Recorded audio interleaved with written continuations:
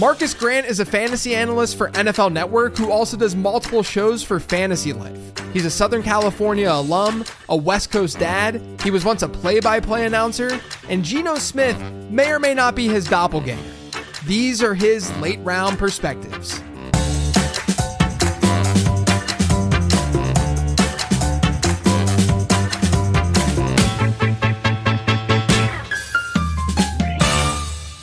This episode is sponsored by Underdog. Underdog is the easiest place to play fantasy sports, and they give you a ton of different games and contests to choose from each week. If you think drafting is over because the season started, you'd be wrong. You can draft teams over there each week in literal minutes. Right now, if you sign up on Underdog with promo code LATEROUND, you not only get a deposit offer of up to $1,000, but you also get access to my rest of season rankings. Those will be emailed to you once you sign up. But when you sign up, you have to use promo code LATEROUND. Head to UnderdogFantasy.com or download the app to do so. Again, that's promo code LATEROUND. Now back to the show. Nice to see your face in this environment and not just on a commercial. You know, I feel like every time I'm watching, especially like the games in London, I always see a commercial with your mug in it and you talking on set. Yeah, you know, it's funny because I've been my face has been in the commercial, the promo for a while. They've never given me a quote in it. And this year they've given me a quote and they spliced together two things where I say, he's a big, strong guy. He's the guy I want. And my wife thinks it is the funniest thing ever. When she sees it, she rewinds it and makes me listen to it over and over again. That's true. Now that I'm thinking about it, that is what you're saying in that commercial, which is unbelievably amazing. That's so perfect. But yeah, man, it's good to sit down and chop it up a little bit. I was also thinking, you get the Geno Smith doppelganger. I get the Joe Flacco doppelganger all the time. So this is just Geno Smith and Joe Flacco chopping it up today. That's all this is. Obviously, exactly. Just two veteran quarterbacks talking about the game. That's all it is. That's right. So look, with late round perspectives, I always like to start off the conversation to let you sort of talk through your journey, let folks know where you've come from and how you got to where you are. I mean, you're at the flagship, if you will, with NFL Network. And do you guys call it like would you consider, like, do you, when someone says, where do you work? Do you say NFL Network or the NFL or NFL media? I sort of interchange all three of them, to be honest with you. I work for the NFL. I work at NFL Network. I work for NFL. Yeah, they're all sort of interchangeable. It's okay. I never knew. I didn't know if it was if there was like a go-to for folks. I was because I will have an intro for you for the show itself, and I gotta make sure I get that right. But anyway, let everyone know sort of like how you got into this space, where it all started, where the passion came from, all that good stuff. Yeah, I always tell people that this job sort of found me more than I went looking for it. I had worked in radio in various forms for a long time. I did minor league baseball play-by-play for 2 seasons. I worked for some local radio stations, covering a lot of high school and junior college sports and doing just kind of local sports talk radio for a while. Was lucky to get a job with a national sports radio network, which was then Sporting News Radio. They've morphed into several other things since then. But after working there for like a year and a half, 2 years, the company was sold. The owner wanted to move operations to Houston. They offered me a chance. I said, I'm a California guy through and through, born and raised, wanted to stay in Los Angeles. I figured I will stick it out and just try my hand and figure something else out. So I was fun employed for about 11 months. A former coworker at the radio network suggested I apply to jobs at the NFL. He had been working there seasonally, said they're always looking for folks in season. So I literally went to like NFL.com/jobs or whatever the website is. Yeah. And applied for like 5 or 6 things, most of which I wasn't qualified for. Nothing happened for a while. So this is 2011. The lockout was happening, and they weren't even sure if there was going to be a season that year. So I applied to stuff. It just sort of went out into the void, and I didn't know what was going to happen. I kind of forgot about it. I got a phone call several months later from Michael Fabiano asking me if I wanted to apply for a job or interview for a job writing about fantasy football. And I'm like, well, does it pay? And he's like, yeah. I was like, sure. Because at the time I was basically sitting on my couch, freelance writing and watching reruns of Law and Order SVU. So I'm like, this certainly beat that. So I went in, Fun fact, I actually, the night before the interview, I read a whole bunch of his columns and I regurgitated his information back to him Nice. in the interview. The day the lockout ended, I remember I woke up in the morning, I turned on ESPN. They were announcing the lockout is over. The league and the players union have come to a decision. There will be football this year. A couple of hours after that, I got a phone call saying I was hired. I was a seasonal employee for the first couple of years. So like I started in August. I would work till like March. Then they would send me back out into the wilderness and I would come back next August. So after a couple of years of that, they hired me full time. I was able to sort of con my way onto some guest appearances on the podcast, a couple of cameos on the TV show. And here we are 13 years later in my 14th season. And it's sort of blossomed into something nice for me. That's crazy, man. I feel like have they changed sort of like I remember other people that, you know, I've known in the space that worked there and whatnot that kind of went through the same path of like being seasonal for a while and then like that turning into full time. Was that also sort of just like, hey, we don't know if fantasy football is like this big of a market and this big of a thing right now, so we can't really dedicate that many resources to it? It's sort of the 7-month thing, the seasonal thing is kind of a rite of passage around here in all departments, right? Like fantasy, just across all departments. A lot of times they'll just bring people in for the season, have them work for 7 months. If you are sort of lucky and you get tapped on the shoulder to get a full-time job, then that's certainly a great thing. But yeah, I mean, I'll say this. For us, it's good and bad, right? Like it's nice to kind of be able to bring people in and kind of get them up to speed and teach them things. But we always sort of like to kind of build a group. I mean, you know, look, we had Matt Harmon here for years, right? Yeah. And that dude is a huge star now. I mean, we had guys like Alex Gelhar who were here for years, Matt Franciscovich. I mean, we kind of built our own little group, which was really fun. Yeah. For the folks out there who remember us, I mean, we still talk. We're still all friends. We still keep in touch and close contact. So that's cool. Definitely sad that part of it ended, but it was sort of nice to be able to work together and kind of build that camaraderie. Yeah, that was a fun day and age. That was like looking back, you guys definitely had like great camaraderie. And then you would also get the random pictures on Twitter of you guys out at the bar and stuff. You know, just like it wasn't just solely. It made me, as someone who's just always worked from home alone, you know, without you know, not really in the office space and stuff. It did make me a little bit jealous that you guys were able to do that and hang out. Did you like from a fantasy perspective? Like, did you ever have your sights set on it being fantasy football? You know, you said that you did some play-by-play stuff. Was football the passion, or was it just like sports in general for you? It was mostly sports in general. I mean, I think if I had a first love sports-wise, it was probably baseball, but I definitely liked football a lot. I would say when I started this job, I didn't play fantasy like on a high competitive level. I played it socially. You know, I was in one league because it was a chance to keep in contact with friends from high school. I joined another league. I moved to a new city for a job, and one of my coworkers invited me into his league. And I'm like, well, it's a good chance for me to meet new people in a city where I don't know anybody. So I never really played it on a high level until I started in this. When I told my friends that I got the gig doing fantasy football for the NFL, I got so many more offers to be in fantasy leagues from people. But yeah, I was never really that into it. It was just kind of a fun pastime, just kind of a different way to watch football. Yeah, which is crazy to think about because I feel like those kinds of opportunities, like the way that folks kind of got into the space in that time frame. I mean, I started around the exact same time. Actually, it was like around I started writing my ebook like in the lockout season. Then it came out the next season and stuff.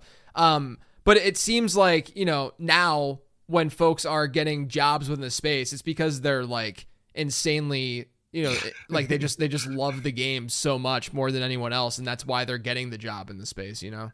Yeah, 100%. And it's funny, I've started kind of telling people that, you know, like I'm always glad to give advice to people who are looking to get into the space, but I also tell people that like I might be one of the worst people to ask because my first job in the space was with the NFL. Like, you know, like I didn't have the process of, you know, grinding through a blog or writing for a small site. Like I walked into a situation that was ready-made. Like I'm grateful for it. I'm fortunate. It's given me a very good life.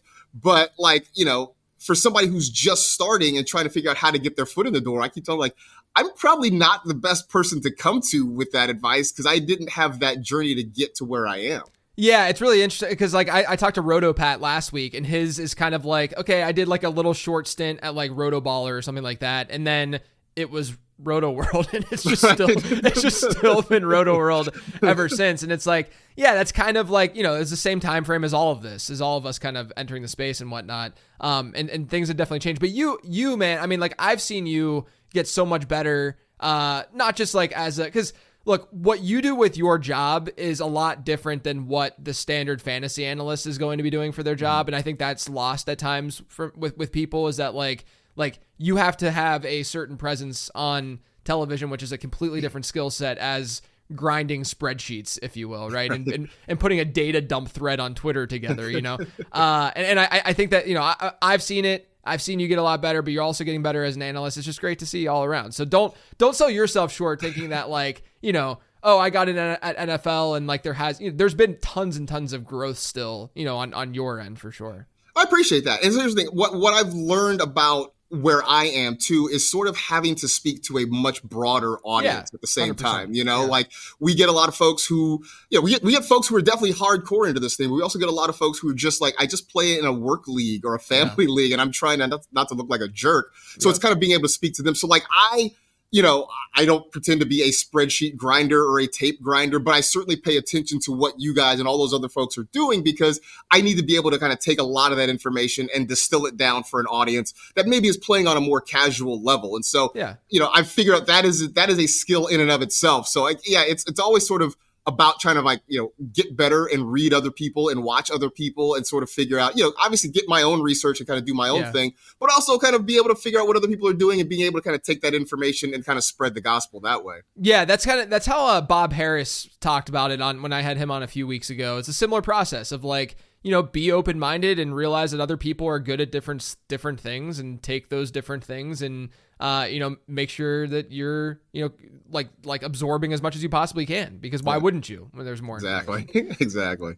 So, all right. So a lot of stuff went down this week. We got to get to some actual fantasy takes here. We had two massive trades go down earlier this week. It was hilarious because, the Jets go out, they get Davante Adams, then literal hours later, the Bills, after the Bills had beat them the previous night, the Bills go out and sort of like almost one-up them and try to, and getting Amari Cooper. So my question to you, let's start with Davante Adams and the Jets. How do you see this whole thing playing out? And do you, straight up, are you more on the Adams side or the Garrett Wilson side rest of season?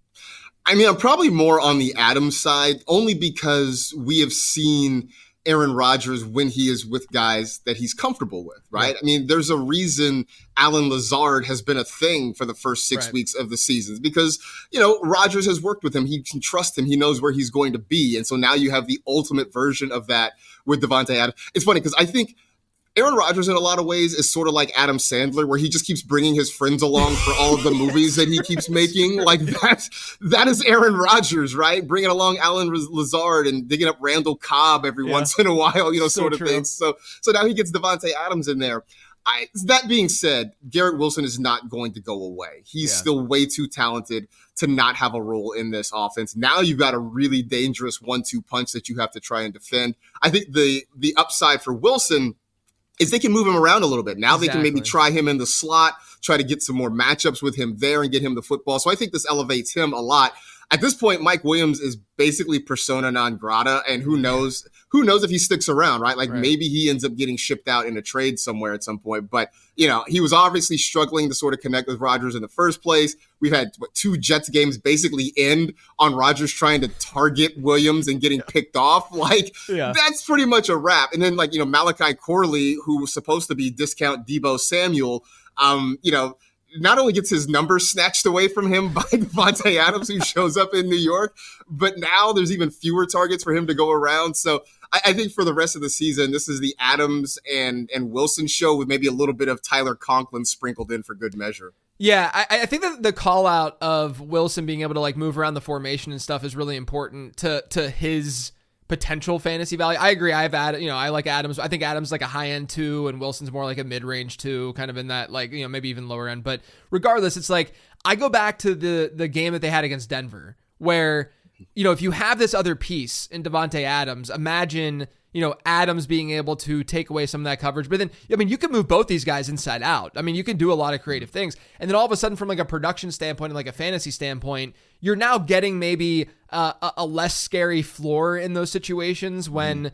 you're getting a Patrick Surtain and that all like, you can't even throw that way, and you only have one weapon that you can really rely on, so maybe he'll get some volume, but not nearly enough. But at least now you can maybe throw him in the slot a little bit more, win on efficiency a little bit more, and like you said, I mean, Garrett Wilson's a really good player. Are we going to be surprised if they combine to see half of the team's targets, like each see 25%? Like, feels like that's almost probable at this point, right? Yeah, absolutely it is. And I think part of it too, as you mentioned, some of the matchups, right? I think early in the season, we weren't seeing big numbers out of Garrett Wilson. He had some really tough matchups. I mean, they start the season with the 49ers. He's locked up on Diamador Lenore. Then they face the Titans. He's got L'Jarius Sneed. He goes Patrick Surtain. He goes Christian Gonzalez. Yeah. I mean, he was seeing some of the top corners in the league in the first 4 weeks of the season and was really struggling to get open. So now you've got Davante Adams, who probably is going to eat some of those matchups, who you feel a little bit better about winning some of those one-on-ones. And now they can kind of play a little bit more fast and loose with Wilson's role and maybe get him on some better situations there. Yeah, exactly. Like Adams is the guy that can play the perimeter. Like they get the Steelers this weekend. They'll get Joey Porter Jr.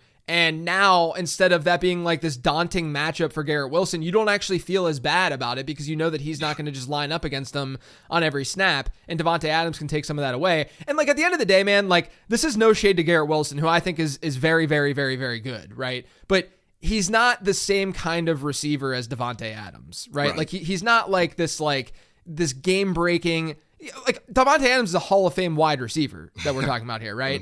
And it's not, it's, to me, Garrett Wilson has always just been like a Chris Olave type, Jalen Waddle maybe, like not necessarily as players per se, like as archetypes, but like more so just like the kind of impact that they can make on a game and in a game. It's not to say anything bad. Those are two very, very, very good wide receivers. It's just that we're talking Davante Adams here, and he hasn't seen a dip, which is why I think that this is a decently big deal for this offense, even though there are obviously other issues with the offense in general. No doubt. I want to ask you real quick though.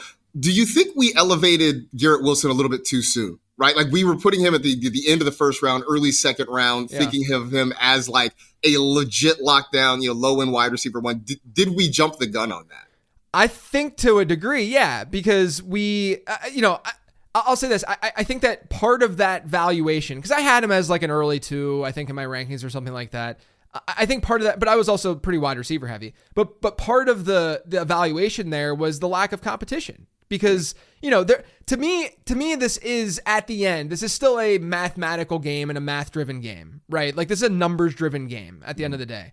And the way that every team is a 100% target share pie, right? No, I'm not, we can say what we want about like vacated targets and how targets are earned, and target share is earned, right? And Garrett Wilson is going to earn target share, but you can't tell me that Garrett Wilson is going to have the same target share with Davante Adams as he did without Davante Adams. He had against Minnesota, his target share was 43%. That kind of game is not going to happen anymore for Garrett Wilson with Davante Adams, in the mix. So I think from the standpoint of like a projection, I don't know if he was like massively, like in hindsight even, and like looking at how things have gone down, maybe we overstated his ability a little bit to be sort of that sole guy. My stance was like, I didn't see a massive difference between like Garrett Wilson to Drake London, for instance, where like they both had veteran quarterbacks coming off of Achilles, and they both were in line to kind of be their dudes in the offense. And you could argue the reason I had Garrett Wilson ahead was because his competition was a little worse than what Drake London was seeing. But yeah, I mean, like I didn't see a reason to draft Garrett Wilson over like AJ Brown, where we knew he was a game-changing wide receiver, and we didn't necessarily have all of that just yet with Wilson. Is that fair, do you think? Or did you, like in hindsight even, I think it's fine to look in hindsight and say like, yes, we were right or we were wrong as like a market. But do you think that we did kind of overstate Wilson and his ability? I think in his ability, I think we did. I think the numbers part of it, I think we certainly have right. Because again, we thought it was going to be the Garrett Wilson show. We didn't think that, we didn't think Alan Lazar was going to show up like Steve Buscemi and, in Billy Madison to make a big time cameo anywhere along the way. But I think in terms of ability, we were like, Garrett Wilson is amazing. That alone's going to carry the day. Forget everything else.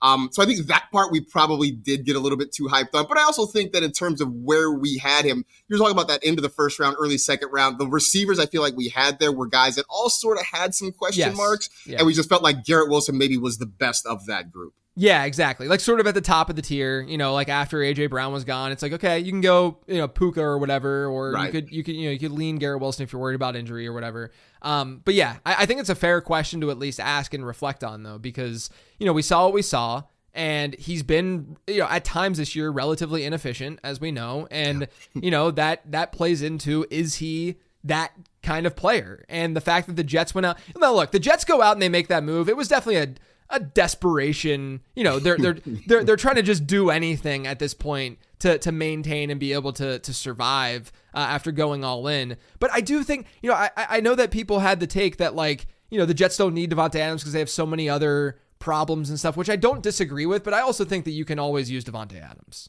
Right. I mean, who doesn't need Davante Adams? Right. Exactly.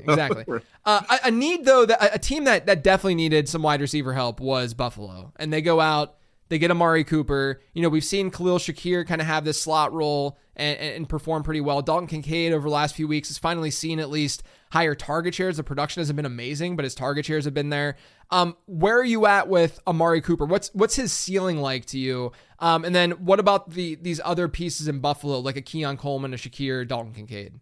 Well, I think first off, I think he elevates everybody else because he's a guy who's going to take some attention, especially on the outside from, away from, because with Keon Coleman, I think he's got some nice attributes. I think he's had some nice moments, but I think on a week-to-week basis, he's struggled to be consistent so far. I think one thing that I've taken away from this team is that, the week they didn't have Khalil Shakir, that passing game really struggled. And I think that's a really big statement there. So I think Amari Cooper is a guy who probably maxes out now as a high-end wide receiver too in this offense because he's going to take some of that attention. He's a nice piece to have on the outside, but at the same time, Josh Allen is pretty good about spreading the ball around.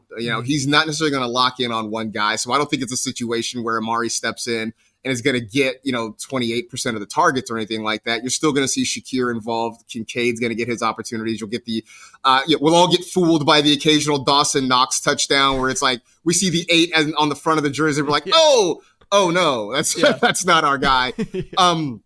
And it's still to factor in that you're going to have James Cook get his targets. You're apparently going to have Ray Davis getting downfield targets based on what we saw on Monday night. So I think this is just sort of one more thing that forces defenses to have to pay attention to everything.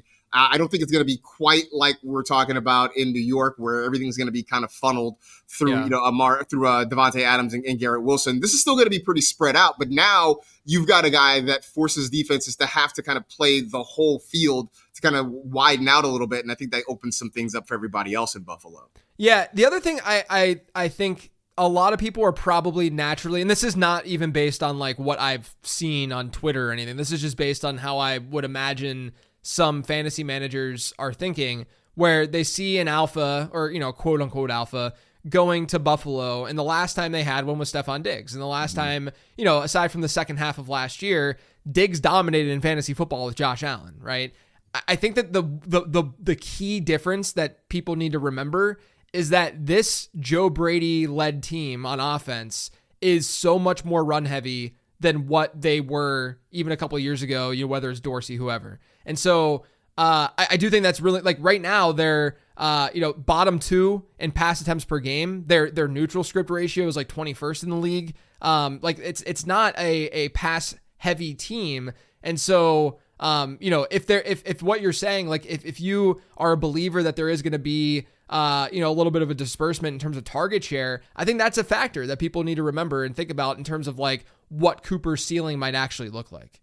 It is. And I think also personality differences between Amari Cooper and Stephon Diggs, right? Cooper doesn't seem like the guy who's going to go and make a stink, whether it's in the locker room, whether it's in the media, about not getting his opportunities.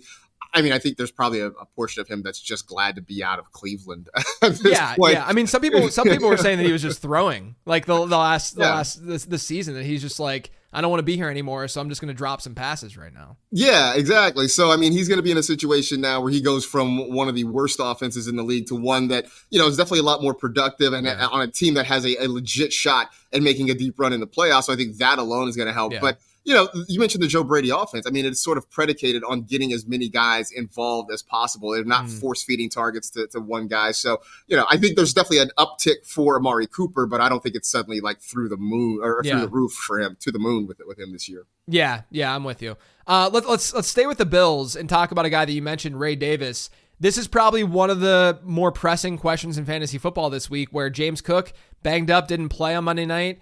We don't know at the time of this recording if he's going to be able to go this weekend. And, obviously if he doesn't, then it's going to be the Ray Davis show again. But let's say that he goes and he plays. Where are you at with what this backfield is going to look like? Like, do you think that because of what we saw from Ray Davis, he's going to carve out and now has a role within that backfield? I think he does. I thought he would before the season. Same. I mean, I've got plenty of best ball rosters with Ray Davis just sitting there waiting to do things. So, I think some of it is Sean McDermott traditionally has not rushed rookies into his lineup, at least not when he can help it. And I think that was sort of the case here. But we saw last week what Ray Davis can do a little bit. I think what helps is that he is a different style of running back than James Cook is. Cook's going to try and kind of beat you around the corner, beat you with his speed. Ray Davis, he's like that juggernaut meme, right? He's just going to lower the head, lower the shoulder, and try to run through walls a little bit. So it almost feels like what the Bills had a couple of years ago when they were trying to make Zach Moss a thing, and it never quite happened in Buffalo.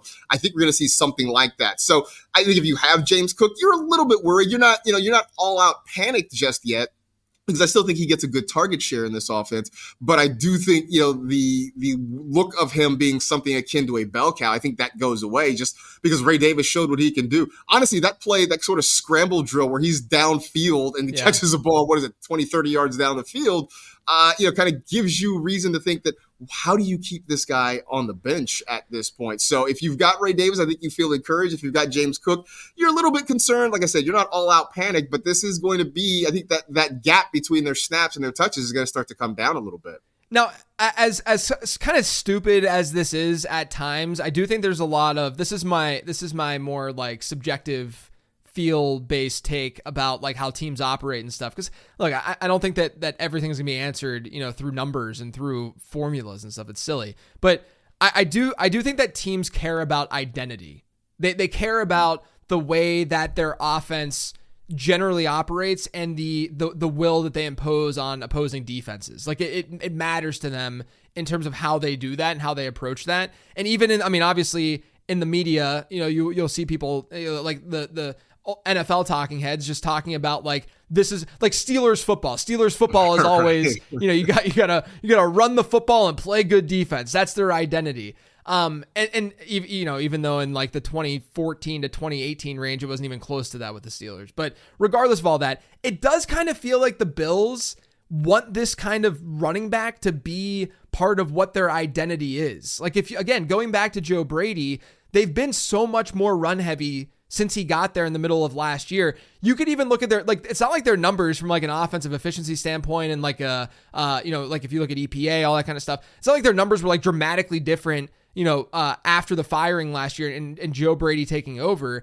It's just that they now have this identity of hopefully Josh Allen's not turning the ball over as much and they are running the football more and they can win in that way and in that manner. And it just feels like Ray Davis fits that better than a James Cook. Well, now it's not that James Cook doesn't have a purpose in that kind of offense. It's, to me, it's kind of what James Cook was drafted for in a way. I just never thought that James Cook was going to be like a true bell cow, which was why the start of this year, I was kind of surprised that he had the workload that he had, not just because I thought Ray Davis was good, but I just didn't think that James Cook was like that kind of player that a coaching staff was going to want. Now he's balled out. Like James Cook has been great. I'm not taking anything away, but do you think that kind of plays a role here too, that they just kind of want this to be the way the offense operates? I think so. I never got the sense that like you said, like they wanted James Cook to be the guy there. They always wanted somebody to sort of work alongside him. Again, that was, they were trying it with Zach Moss for a while. I think James Cook got that workload kind of by default this year because I don't know that they were ready to get Davis into the game on a consistent basis. But now that they've played him, they've seen what he can do. I think they can kind of sort of go back to that identity, which, look, there's still plenty of room in that offense for Cook.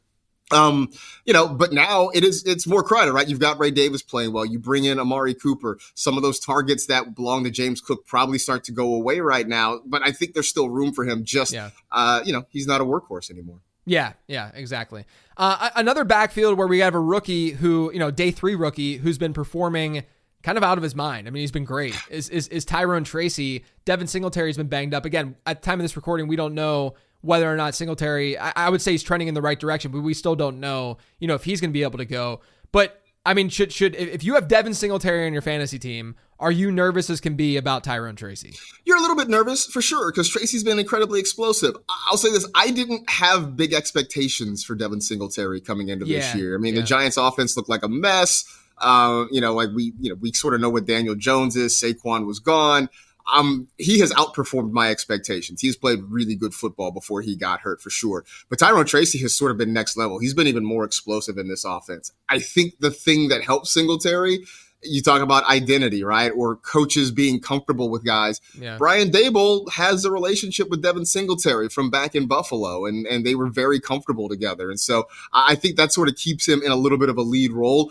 I don't know if fear or concern is the right word, but I think the expectation for me is that this ends up being closer to a 50-50 split than I think we thought coming into the season. Because again, sort of like Ray Davis, seeing what Tyrone Tracy's done the last couple of weeks makes it really hard to keep him off the field, especially in an offense that really needs playmakers. I mean, Malik Neighbors is amazing. Darius Slayton had a nice game a couple weeks ago, but what do you do beyond that? And so the more playmakers you can get on the field, I think the better off you're going to be. And Tracy has proven that he can be one of those guys. Yeah, and I think that there's at least a chance with Tracy that, at least from like if you're in a PPR league or whatever, like he would end up taking some of that receiving work as an extra. I mean, they made a huge deal out of that over and over again in their primetime game, talking about how he was a converted receiver, which look, it's a great story. It's a crazy story because he's an older rookie. Like I liked him as a rookie. I didn't think that we would necessarily see this so soon. But when you look at the running backs they had, whether it's Eric Gray or Devin Singletary, Tyrone Tracy stood out from what you're saying, an explosion standpoint. Like he tested so much better than those two other guys did, just in terms of their 40 and their weight adjusted 40 and their ability to show off that athleticism. He was better than them within that sort of realm. They didn't have that in their backfield. So I was like, all right, well, Tyrone Tracy can catch the ball in the backfield. He's got more explosion. Let's see what happens here. And then he looks like a veteran in between the tackles. I mean, like he's not just been good as a receiver. He's been good at picking the right holes, and his visions look great too. And so I'm intrigued by that. And I think that at the very least, if it is a 50-50 split, he'd probably get the edge in the receiving game and in the passing game. And that would make me, I don't think that we can necessarily make the lean right now and saying that like, oh yeah, Tracy's taking over, he's the guy that we want rest of season. Cause like you said, I mean, there's a history with Singletary and Daboll.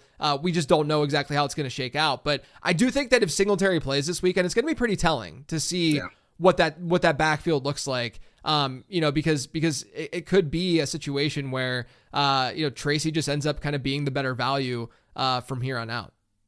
For sure. And like you talk about him being a wide receiver too. Like hopefully this actually goes the way we hoped it was going to go with Antonio Gibson all those years in Washington, where like, hey man, he was a wide receiver in college. Why don't you use him like that? So hopefully the Giants are sort of, they take a more proactive approach with actually getting him on the field to catch passes. Yeah, the way I see it, and what's really interesting is that in my prospect model and in my guide and stuff this year, one of Tyrone Tracy's comps was Tony Pollard. And that's just an objective, like it just spits it out based on a few attributes or whatever. And, you look at that Tony Pollard had a similar-ish journey in college. It wasn't as long. He entered the league like 3 or 4 years younger than Tyrone Tracy did. But I kind of see that workload and a similar efficiency from a Tyrone Tracy as what we got with a Pollard. The difference being obviously that this offense isn't going to be as strong as what it was in Dallas. But on the flip side, Tony Pollard as a younger player wasn't competing with Devin Singletary. He's competing with a superstar running back in Zeke. So Right. there's at least a little bit more upside of like a backfield takeover with Tracy than there was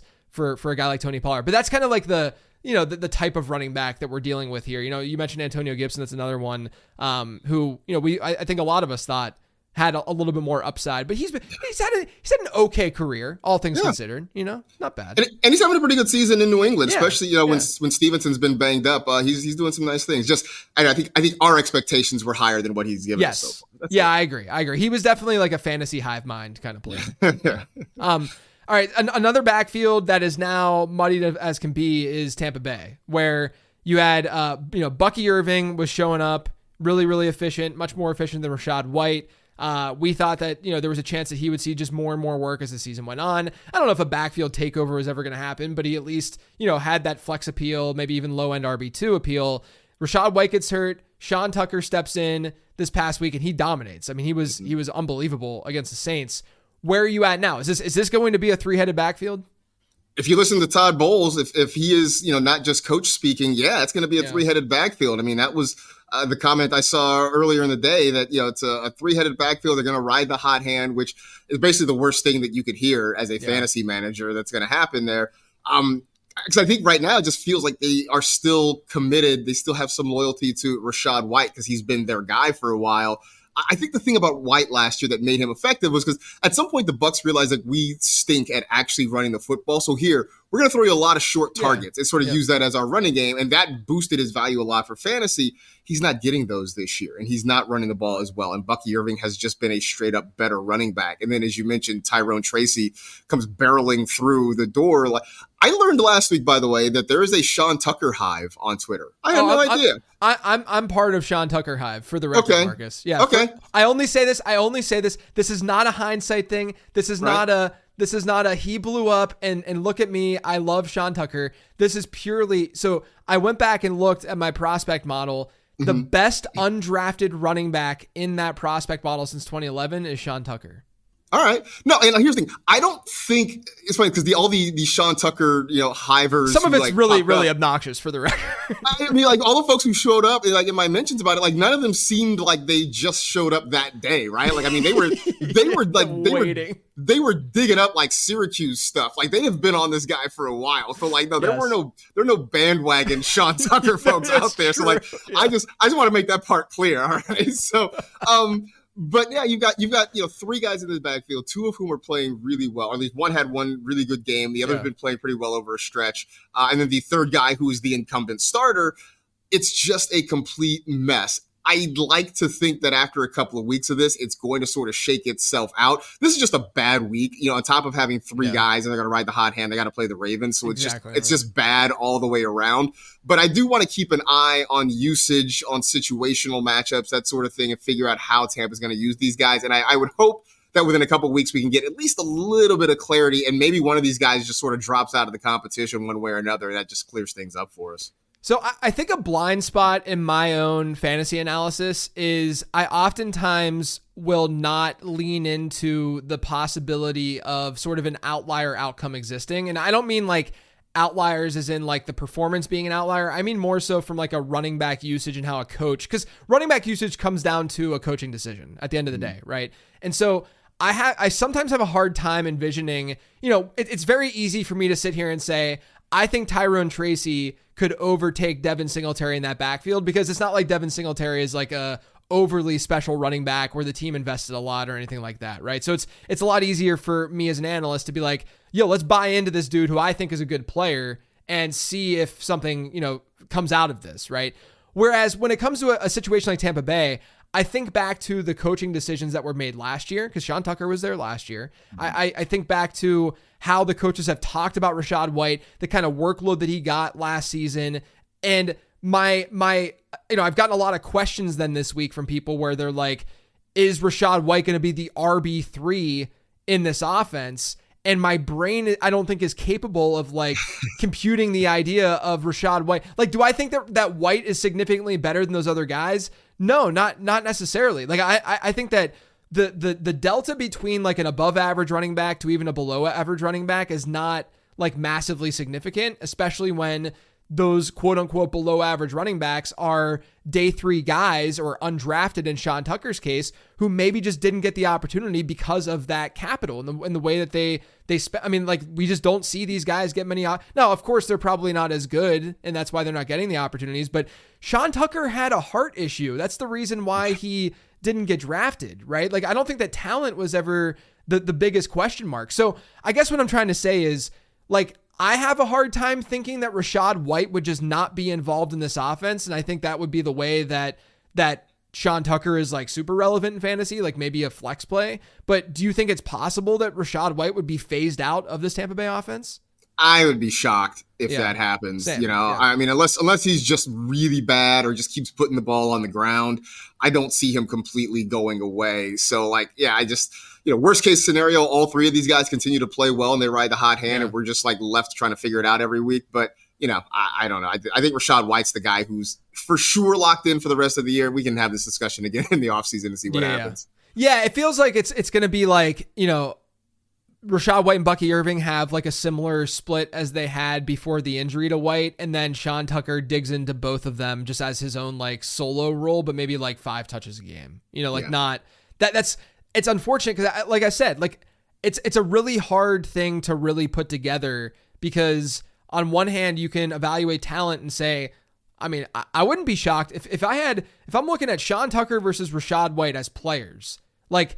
I can't tell you definitively without a doubt that Rachaad White is like significantly better than Sean Tucker. I don't know for sure, right? And so because of that, I don't exactly know how the coaches might be thinking, but given the history and such, and the way that they've used Rachaad White, it would just be a weird outcome if he just like is not involved in this offense, right? Like it just feels weird if that were to happen. 100%. Yeah, he's not going away. He's going to be there in some shape or form. Yeah.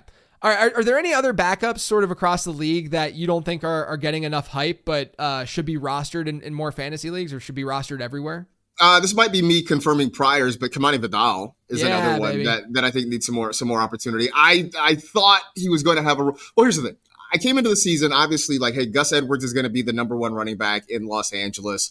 J.K. Dobbins, nice story. Want to see the guy come back, but how much does he really have? And then Kamani Vidal sitting there primed to get an opportunity if one of those 2 guys falters.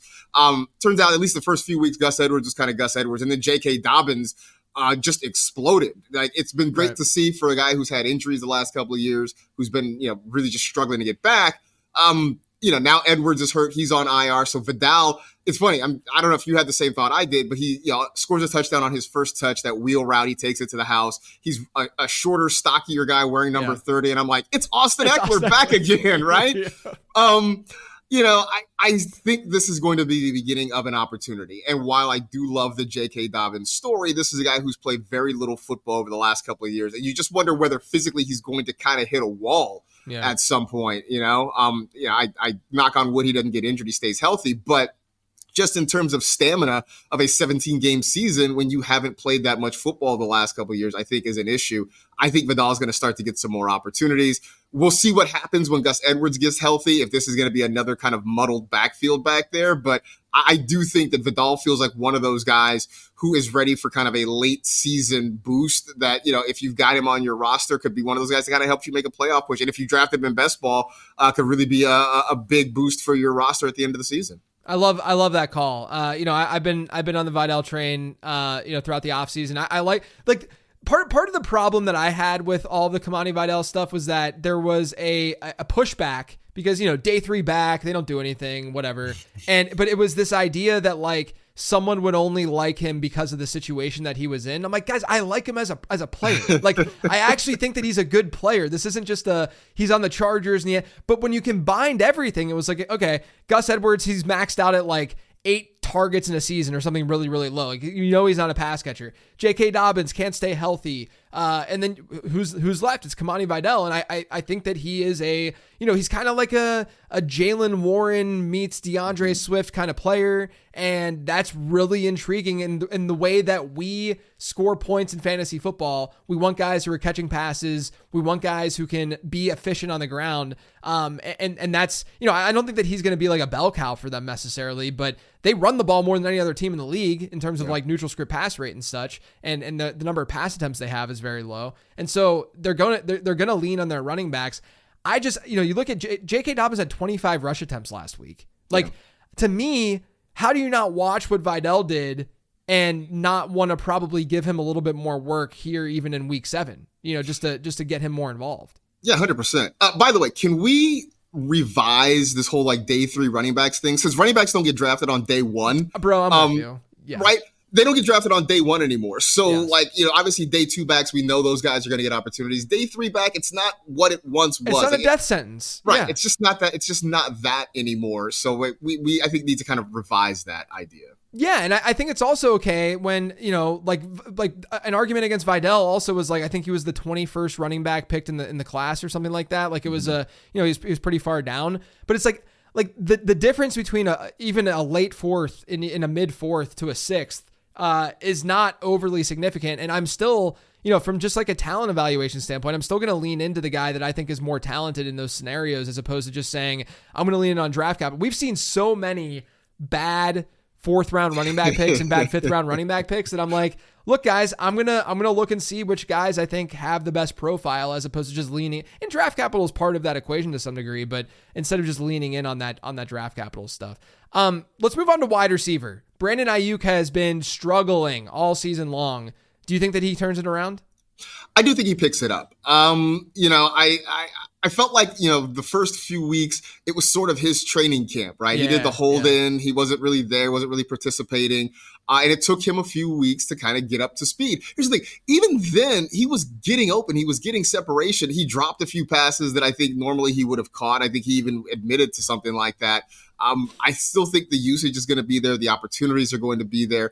I feel like this week against Kansas City is a good opportunity for him, because we saw in the early part of that Super Bowl, he was getting open and was making plays. The Chiefs sort of made some adjustments and kind of took him out, but I do think he's going to get some more chances this week. It's maybe not the season that we thought it was going to be. I've been joking all offseason. The 49ers went out and paid their number 1 wide receiver. They also went out and paid Brandon Ayuk, because Jawan Jennings was like balling out for those couple of weeks early in the season.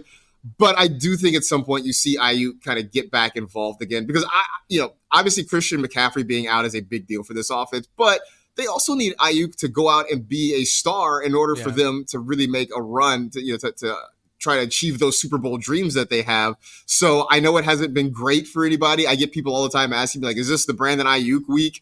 I think you're going to start to see him look more like the guy you spent the draft pick on. Yeah, look, his peripherals aren't that bad. It's not like things have been sometimes it's just, we're still in a small sample size right now. Sometimes it's just about conversion. Like on my mailbag episode, I talked about Amon-Ra St. Brown and how he has a very similar target shares last year. He has a very similar targets per route run rate. The big difference is that his yak has been pretty horrible this year. It's literally half of what he was doing per reception last year. And sometimes it's just how it goes in a small sample. Like the guy doesn't break off a big one, and all of a sudden our perception of that player, is completely skewed. It's similar to Tank Dell earlier this year, where maybe he didn't look 100% exactly the same as he did last year, but remember that play that he had where he was literally an inch away from having a 70-yard touchdown. And if that happens, right, then all of a sudden no one's worried about Tank Dell. I kind of have that feeling with Brandon Ayuk. Do you think there's any reason to believe that there not being any threat out of the backfield on Christian McCaffrey could maybe negatively impact Ayuk down the field? I think so. I think a little bit, right? Because that's a guy that, if you're the linebackers, you're the safeties, you have to keep an eye on. And that certainly distracts enough for Ayuk to get down the field. I mean, Jordan Mason's done a great job running the football, but obviously not the same level of pass catcher that McCaffrey is. So I definitely think there's an issue there. But I still think, look, Kyle Shanahan is too smart of an offensive guy to not figure out some ways to get the ball to Ayuk. Yeah, I think that's a great point. Is that like we got to lean in on the actual good coordinators that are out there, that can scheme these guys up. Mm-hmm. Another player who is getting a lot of talk this week is Jonathon Brooks. It sounds like he didn't practice today. This is on Thursday when we're recording this. But things are trending in the right direction just generally in that, he's has his window open now to return to action. But Chuba Hubbard is playing out of his mind. Yeah. And so do you think that Brooks could have a strong bell cow role at some point this season, or are you anticipating this just being a split backfield? Yeah, not anymore. Before the season, I really did believe that. I thought once he got healthy, give him a couple of weeks to sort of ramp up, and eventually he was going to surpass Chuba Hubbard and kind of be that guy in Carolina. Not now, not the way Hubbard is playing. It seems silly if you're the Panthers and you sort of move him out of that role, right? I mean, I know part of the move to bring in Andy Dalton, one was to not just be awful, but also to give you a fair chance to evaluate other guys on the roster. And I do think Brooks is going to get that chance. He's going to get his touches. But I think you're also getting to see a lot of what Chuba Hubbard is. And it was not a fluke that he made Miles Sanders irrelevant last year. And he's made him even more irrelevant this year. So I think it's going to be a hard situation for Brooks to just walk in and immediately take things over. I also think that's sort of why they've been slow walking this with Brooks coming back so far this season. So it was nice to see him get on the practice field earlier in the week. You mentioned not expected to practice on Thursday. So we'll kind of see where we are. They also have that 21-day window, right? So they've got 3 weeks. And I would think at this point with Hubbard playing as well as he is and the Panthers, let's be honest, not expected to do anything in terms of a postseason push, you were not necessarily in a rush to get Jonathon Brooks back out there. So I think the dream of him being a bell cow in 2024 is probably dying slowly. Yeah, I would agree in terms of the median outcome, it's most likely that we're going to see a split backfield, at least to some degree. Let me know if you think this is a stupid way of thinking about this. This is my optimistic, Jonathon Brooks optimism side. Okay. Mm-hmm. The optimistic side would be Chuba Hubbard. This is a rebuilding team. They're going to want to evaluate their guys. They're going to want to see what they're all about. Late in the season, I'm not saying week 9, week 10. I'm talking week 13, week 14, as we get into the fantasy playoffs. Late in the season, do you think there's a chance, if we want to think favorably and optimistically about Jonathon Brooks, do you think there's a chance that they look at Chuba Hubbard and they say, he's a free agent next year? This is the last year of his rookie contract. We got to see what we have in Jonathon Brooks, so let's ride him out. Or do you think that coaches just don't think that way?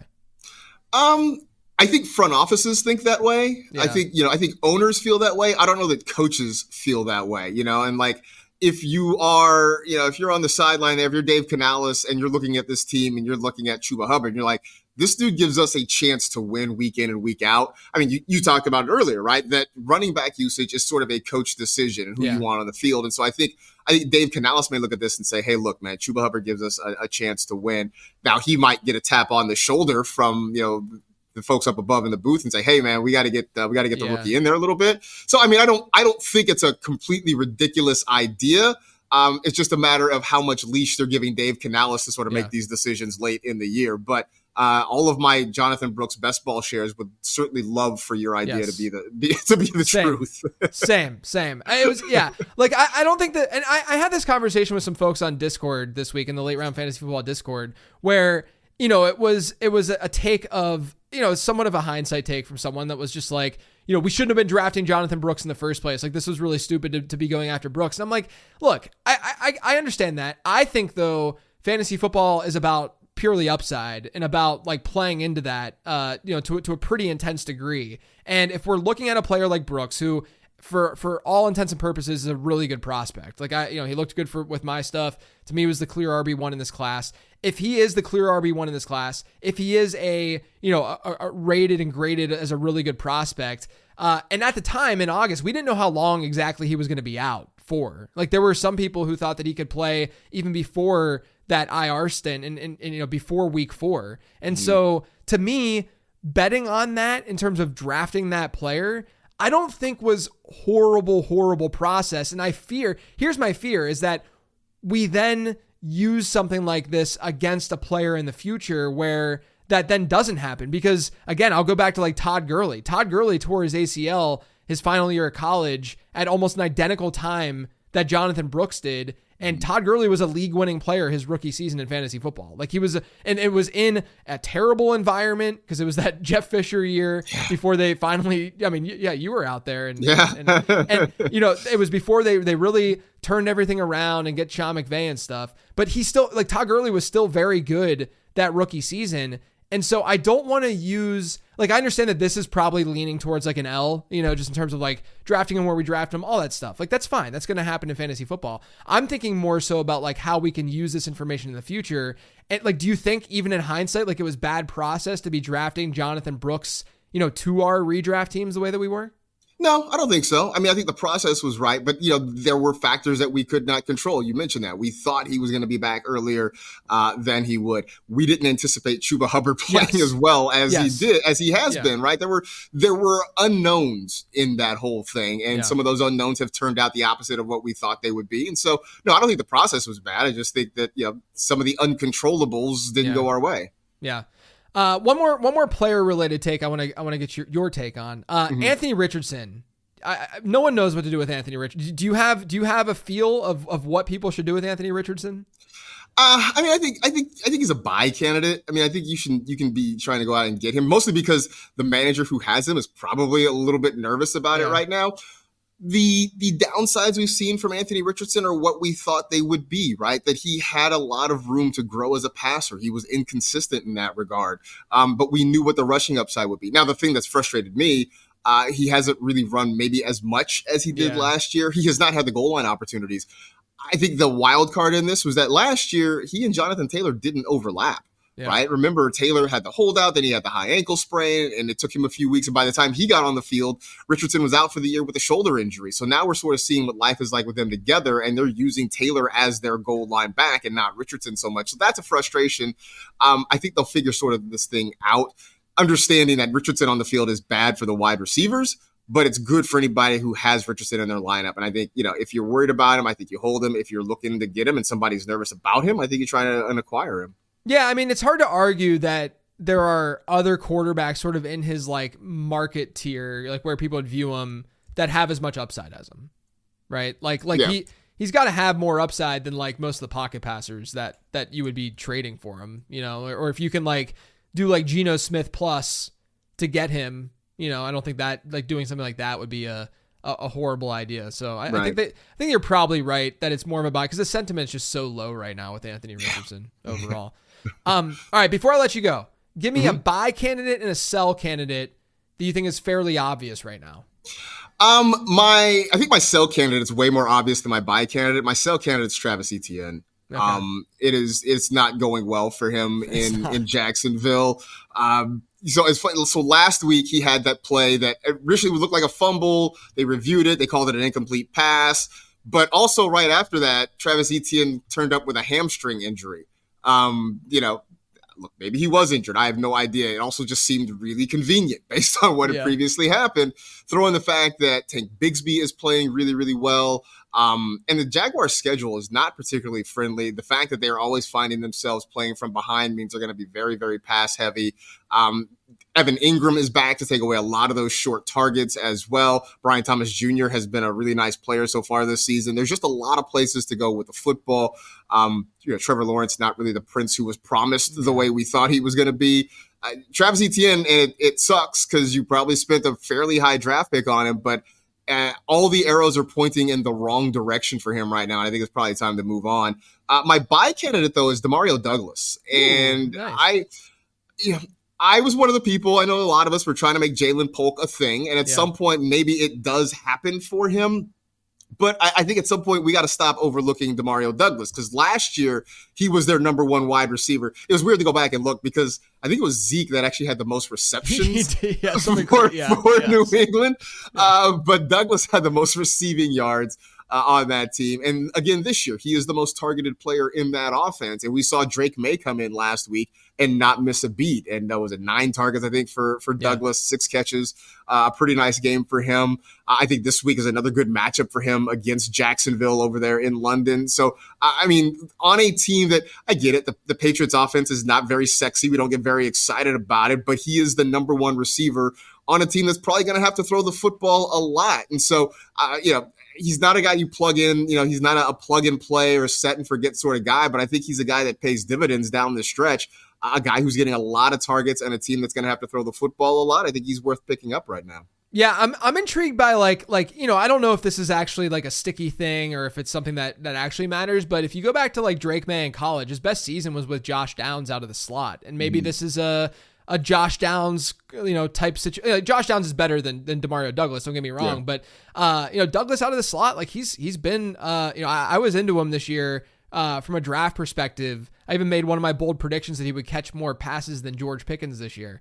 Wow. And which I haven't looked at that, like where that stands, but I would imagine it's actually not far off right now just because of how run heavy the Steelers have been and how like not overly efficient George Pickens has been. But regardless of all of that, like I do think that there is some intrigue that there could just be a natural connection of Drake May, to Demario Douglas based on how he's approached the slot in the past. It might also be nothing. It might not be that big of a deal. I will say this though. I had Demario Douglas on a lot of teams that I ended up dropping after the first couple of weeks. And that's a little bit tilting that I had Douglas in some teams and now I just don't have him. I mean, look, that's how I feel about Kamani Vidal because I had him on a lot of teams. And then I had injuries. I had guys who just were stinking. So I just had to make some moves and I dropped him.